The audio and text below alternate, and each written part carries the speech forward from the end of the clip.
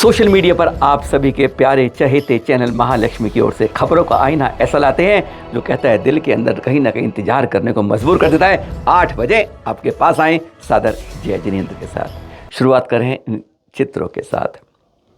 श्री समेत शिखर जी पर जिस तरह बादलों की परत ऊपर एकदम ठहर कर खड़ी हो गई ना, कुछ इसी तरह से लग रहा है जैसे दो भाइयों के बीच में विवाद को जानबूझकर ठहरा दिया जा रहा है।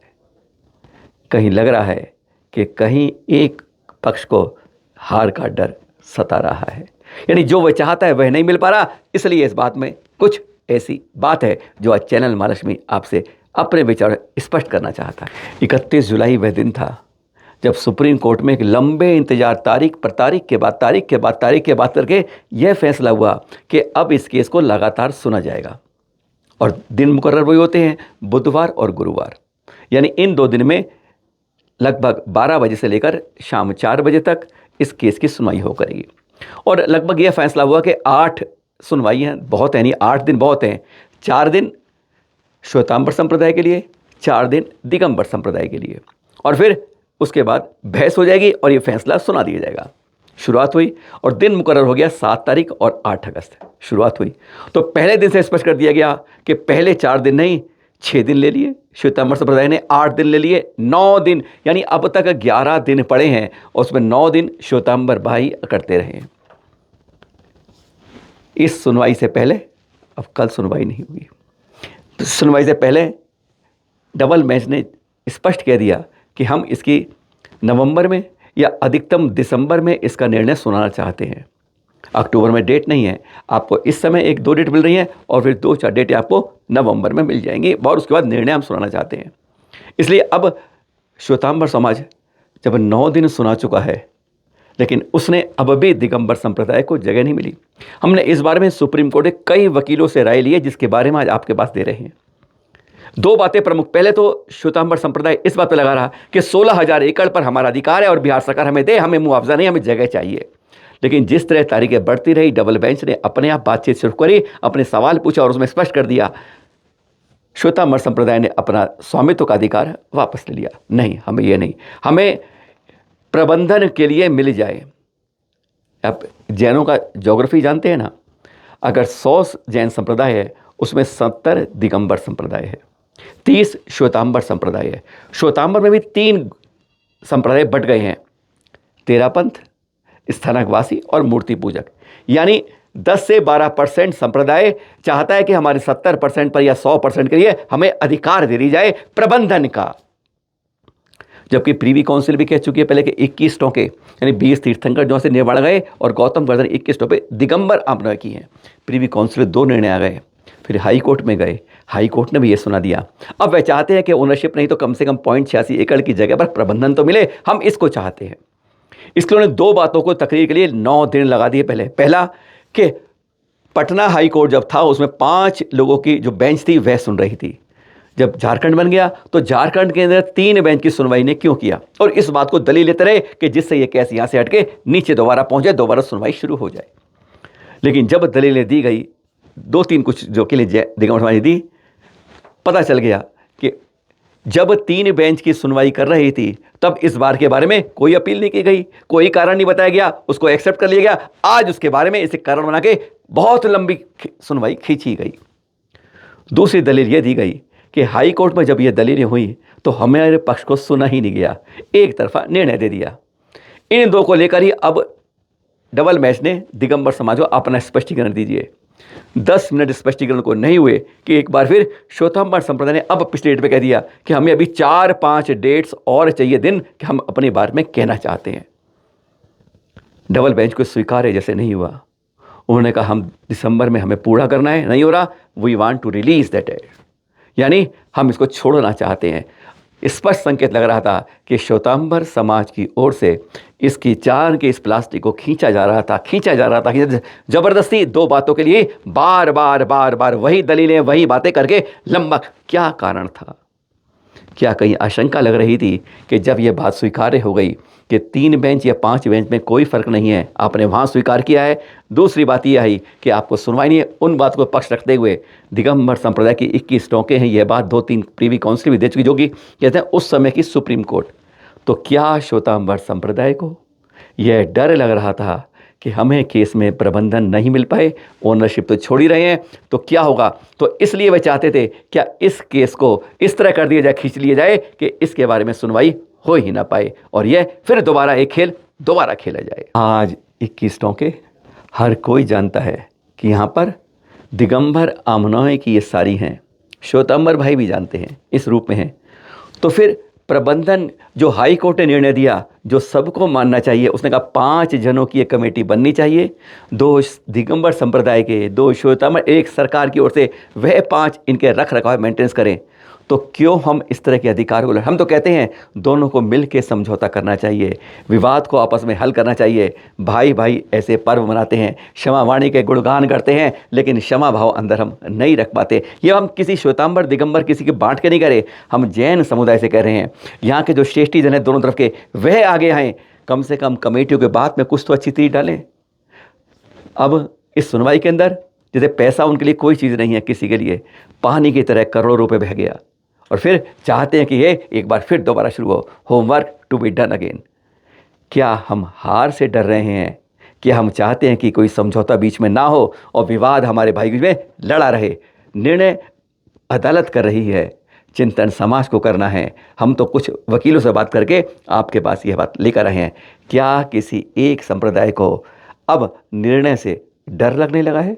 और कल शाम लगभग घड़ी 5:30 बजा रही थी, जहाँ भी दीक्षा दिवस मनाया 5000 ने, और वहीं पर कहते हैं वर्तमान में एक बहुत बड़ा शेष स्थल भाग्योदय सागर का अस्पताल, अचानक 5:30 बजे वहाँ आग लगी। कारण पता नहीं चले। मेडिकल स्टोर की तरफ से कहा गया कि वहाँ पर धीरे धीरे आग की सुगबुगाहट हुई, लोगों में हलचल हुई, पंखे एसी चल रहे थे, कर्मचारी लग रहे थे। शुरू में प्रबंधन कमेटी को पता नहीं चला कि आग लग गई है। जब तक उनके होश खुले तब तक आग फैल गई थी, धमाके हो रहे थे। लोग पहली मंजिल पर जो थे वह कौतूहल में खिड़कियां खोलकर देख रहे थे। जो धुआं था वह ऊपर नीचे से ऊपर कमरों में घुस गया, भगदड़ मच गई। जो मरीज डिस्चार्ज नहीं थे वह भी निकलकर भागने लगे। आईसीयू तक कमरों में धुआं आ गया, नीचे भूतल के सभी कमरों में धुआं फाक से भर गया। धमाके हो रहे हैं। 22 ब्रिगेड गाड़ियां आई आग बुझाने के लिए, तब जाके 8:30 बजे, वैसे 7 बजे एक बार थम गई थी, लेकिन पूरी थमने की बजाय उसने फिर एक बार विकराल रूप ले लिया।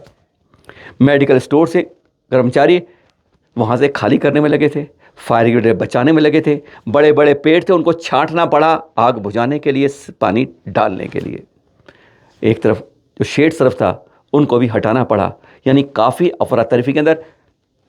शुक्र ये है कोई जान की हानि नहीं हुई, लेकिन वैसी क्षति कितनी हुई है इसका अभी आकलन किया जा रहा है। पर भाग्योदय यहाँ के सबसे अफसोस बात ये रही कि जो फायर सेफ्टी सिस्टम था वह बिल्कुल एक समय पर जब काम की ज़रूरत थी वह बिल्कुल नाकारा, फेल रहा। क्या उसको समय समय पर चेक नहीं किया जाता था? क्या यहाँ पर लोगों को इतनी जानकारी नहीं दी गई कि फायर ब्रिगेड जब यह आग लगती है तो किस तरह से हमें प्रबंधन या सुरक्षा की करनी है? फर्स्ट फ्लोर पर कहीं धुआं और कुछ नहीं आता, और नहीं तो कि घुटन से कितनी घटनाएं होती, केवल इसलिए कि नीचे कौतूहल क्यों हो रहा है, सारी खिड़कियां खोल दी गई, धुआं उसको अंदर आने दिया गया, और फिर पंखे एसी सब बंद हो गए। उसके बाद वहाँ घुटने से ऐसी हुई, वह सब निकल के लोग भागने लगे। कर्मचारी गेट पर रोकने लगे, भाई रुको रुको रुको, ऐसी कोई बात नहीं है। पर इस तरह की अफरा तफरी जो 2.5 घंटे देखी कल, वह 8:30 बजे के लगभग भाग्योदय इस अस्पताल में आग के बाद शांत हो पाई। कारण क्या थे पता नहीं चला, पर यह आग जो 5:30 लगी थी, 5:45 पर पहले फायर ब्रिगेड की सूचना के पर आ पाई थी। 22 फायर ब्रिगेड के पानी इसमें इस्तेमाल किया गया, अपना सिस्टम नाकारा हो गया, अफरा तफरी मच गई, सबकी जान बच गई। बस शुक्र इसी बात का रहा।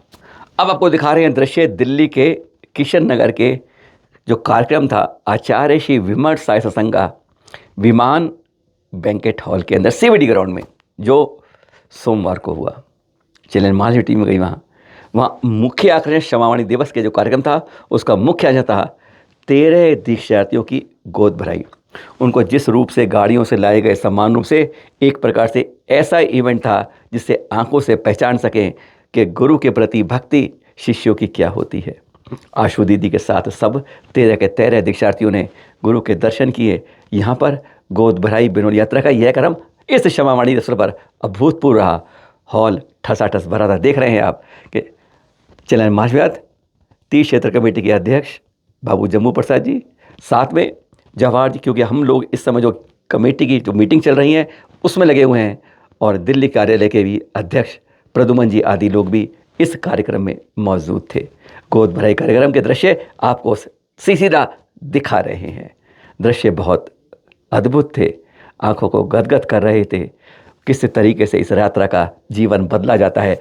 13 नवंबर के बाद और 15 नवंबर को कहा जा रहा है कि यहीं पर CBD ग्राउंड के अंदर 1 लाख लोग यहाँ पर उसको अपनी आंखों से देखेंगे। तारीख याद कर लीजिएगा, 13 नवंबर से 15 नवंबर, और 15 को रहेगी खास। और अब उसी किशन नगर में एक दिन पहले 3 दीक्षार्थियों की गोद भराई हुई आचार्य श्री विमर्श सहज संघ के सानिध्य में।